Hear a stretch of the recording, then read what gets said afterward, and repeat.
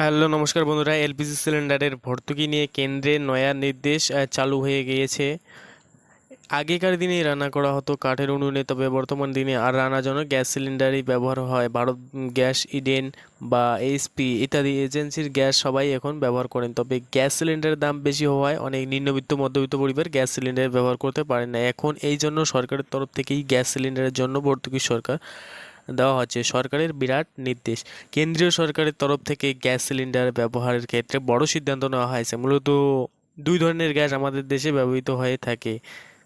তো দুই ধরনের গ্যাসের মধ্যে হচ্ছে, একটি হলো ঘরোয়া রান্নার গ্যাসের কাজে মূলত গ্যাস ব্যবহার হয়, আর অন্যটি হলো রেস্তোরাঁ বা হোটেলের কাজে, যে অর্থাৎ ব্যবসা সংক্রান্ত কাজে যে গ্যাস ব্যবহার করা হয়।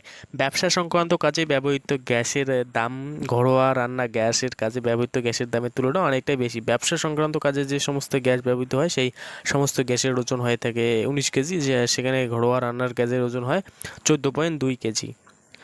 এরকম পরিস্থিতিতে দাঁড়িয়ে হোটেল রেস্টুরেন্ট ব্যবসায়ী কোনো রকম নিয়ম না মেনেই সস্তা রান্নার গ্যাস ব্যবহার করছেন, আর এর ফলে বাণিজ্যিক গ্যাসের ব্যবসা মার খাচ্ছে।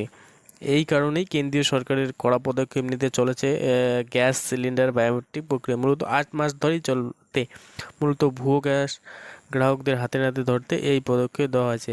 ডিস্ট্রিবিউটররাই গ্রাহকদের আধারের সঙ্গে গ্যাস কানেকশন লিঙ্ক করাচ্ছেন। এর ফলে যে সমস্ত গ্রাহকরা ভুয়ো রয়েছেন তাদের হাতে নাতে ধরা পড়া যাবে।